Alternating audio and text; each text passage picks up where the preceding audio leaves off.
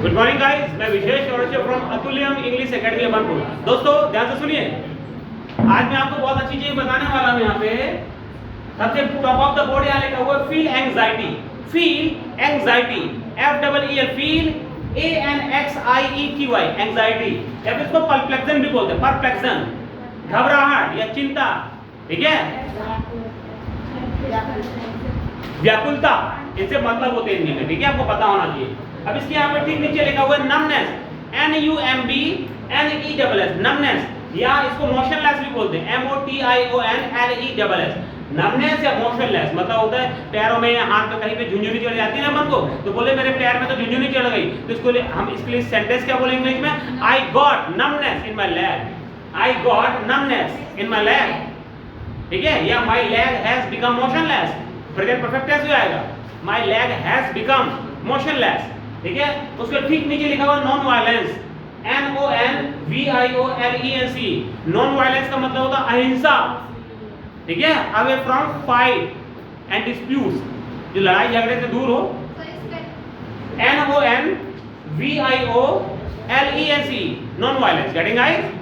अब देखिए, अब इसको ठीक नीचे लिखा हुआ है guys, and up in smoke, and up in smoke, E and and you be up I N N, smoke ये फ्रेज है। स्मोक मतलब होता है कि टाटा फिश हो जाना, या हवा में उड़ जाना, या फिर कई भैंस पानी में, इनके लिए हम क्या यूज करते हैं? And up in smoke, getting, या।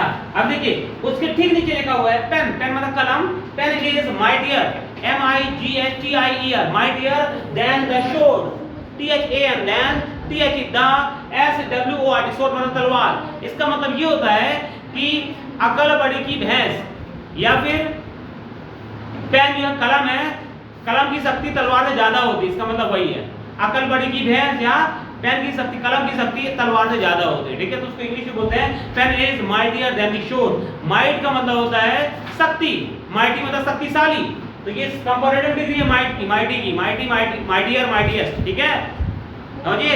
एक और इससे माइट से एक और प्रोवर्ब बनता है, ध्यान सुनना, might is always right, might is always right का मतलब ये होता है कि जिसकी लाठी उसी की भैंस, या फिर जर जोरू जमीन, जर जोरू और जमीन उसी की होती है जिसके पास शक्ति होती है, जर जोरू और जमीन, जर जोरू और जमीन उसी की होती है जिसकी शक्ति है, बस शक्ति है, शक्तिशाली है, जो हर तरीके से बॉडी से भी और इससे भी, उसी जिसके पास शक्ति है उसी की ये तीन चीजें आती, जर जोरू जमीन, जर जोरू जमीन, जोरू जमीन मतलब स्त्री, लड़की, पत्नी जो भी है उसके पास से चली जाएगी जिसका शक्ति नहीं रहेगी, क्योंकि सबको शक्ति पसंद है, समझे, समझ आ गया ना।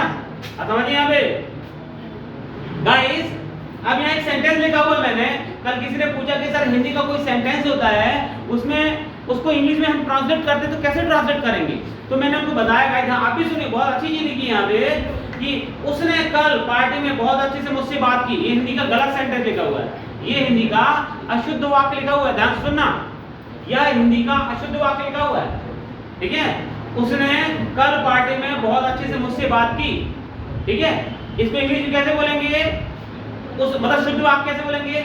उसने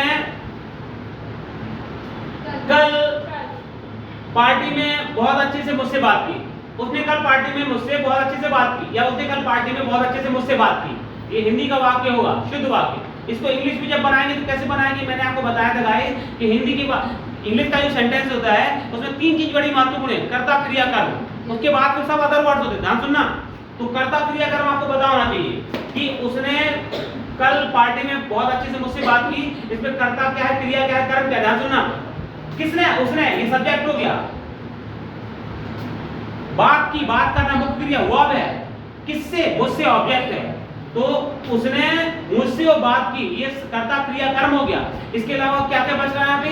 कल पार्टी में बहुत अच्छे से, ये आपके अदर वर्ड्स हैं, अदर वर्ड्स मतलब एडवर्ब हो सकते हो, ध्यान सुनना। उसने पार्टी में कल मुझसे बहुत अच्छे से बात की, तो इसमें कौन कौन से एडवर्ब हैं? कल, कल है ना, कल, जब भी टाइम बताने वाले शब्द होते हैं वो होते हैं एडवर्ब ऑफ टाइम, तो उसने मुझसे कल पार्टी में बहुत अच्छे से बात की, तो कब बात की, कब, कल, तो ये एडवर्ब ऑफ टाइम हो गया। कहां बात की? पार्टी में, तो ये एडवर्ब ऑफ प्लेस हो गया। और कैसे बात की? बहुत अच्छे से, बहुत अच्छे से, तो ये एडवर्ब ऑफ मैनर हो गया, तरीका, तो ध्यान सुनना।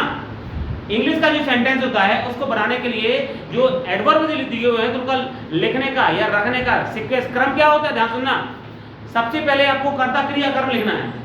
यदि कर्म होगा तो कर्म के बाद में, यदि कर्म नहीं है तो मुख्य क्रिया के बाद में क्या लिखना है अपन को, एडवर्ब लिखना है। एडवर्ब लिखने का तरीका क्या होता है, सबसे पहले एडवर्ब मैनर आएगा, फिर एडवर्ब प्लेस आएगा, उसका एडवर्ब टाइम आएगा। ध्यान सुनिएगा। उसने कल पार्टी में बहुत अच्छे से मुझसे बात की तो सबसे पहले क्या आएगा, कर्ता क्रिया कर्म। तो ही टॉक्ड टू मी, बात की, मुख्य क्रिया तो बात खत्म हो रहा है तो मतलब पास्ट इंडेफिनिट टेंस हो गया। बात करना को टॉक बोलते हैं, टॉक टॉक्ड टॉक्ड। तो पास्ट इंडेफिनिट टेंस में अफर्मेटिव सेंटेंस में सेकंड फॉर्म यूज करते हैं। मैंने आपको बताया था ना, पास्ट इंडेफिनिट टेंस में अफर्मेटिव सेंटेंस में मुख्य क्रिया का सेकंड फॉर्म यूज करते हैं। तो बात करना को इंग्लिश में बोलते हैं टॉक, तो टॉक का सेकंड फॉर्म हो जाएगा टॉक्ड। तो ही टॉक्ड टू मी, या ही भी हो सकता है, शी भी हो सकता है, ठीक है। ही टॉक्ड टू मी, अब देखिए ही टॉक्ड टू मी तो हो गया सब्जेक्ट वर्ब ऑब्जेक्ट। अब इसके बाद एडवर्ब आएंगे।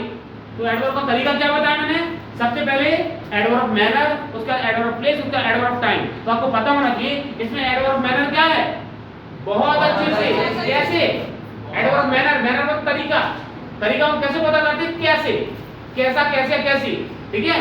तो उसने मुझसे कल बहुत अच्छे से पार्टी में बात की, तो कैसे बात की, बहुत अच्छे से, मतलब वेरी नाइसली या nicely. He talked to me nicely, मतलब एडवर्ब मैनर हो गया। फिर एडवर्ब प्लेस, तो एडवर्ब प्लेस क्या है यहाँ पे, पार्टी में, in the party. He talked to me nicely in the party. फिर एडवर्ब टाइम, टाइम क्या है, कल, यस्टरडे। तो कैसे बोलेंगे, he talked to me nicely in the party yesterday. समझ में आ गया, ये बनते हैं ऐसे। ये सब आपको लिख लेना चाहिए। लिखने का सीक्वेंस क्या होता है, आपको एडवर्ब सब, ये adverb manner, adverb place, adverb time कब आएगा, ये सब्जेक्ट वर्ब ऑब्जेक्ट, तो ऑब्जेक्ट के बाद आएगा। और मान लीजिए बात में ऑब्जेक्ट नहीं है तो मुख्य क्रिया के बाद आएगा। क्यों भाई, ठीक है, गेटिंग।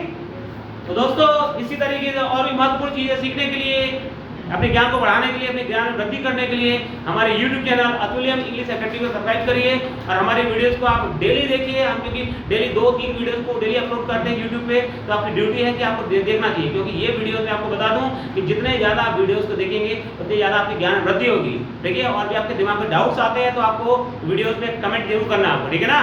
Thank you guys. और कुछ पूछना चाहते हो पूछ सकते हैं या what is meaning of the अहिंसा परमो धर्म, अहिंसा परमो धर्म, ठीक है। तो अहिंसा परमो धर्म, अहिंसा को क्या बोलते हैं मैंने आपको बताया अभी, नॉन वायलेंस, ठीक है।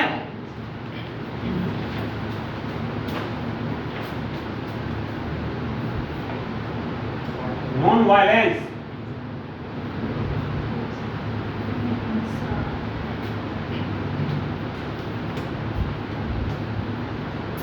is the prime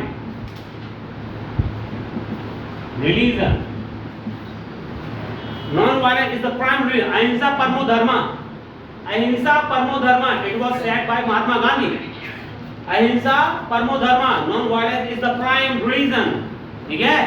दोस्तों इस तरीके से और भी महत्वपूर्ण चीज सीखने के लिए, जानने के लिए, आपके डाउट्स को क्लियर करने के लिए आप बहुत सारी चीजें YouTube के माध्यम से आप मेरे कमेंट बॉक्स में आप कर सकते हैं, बहुत सारे क्वेश्चंस को पूछ सकते हैं। आप जो कमेंट करेंगे मैं आपको कोशिश करूंगा आपको बहुत जल्दी उसको उत्तर देने का, आपके ज्ञान को बढ़ाने का, ठीक है।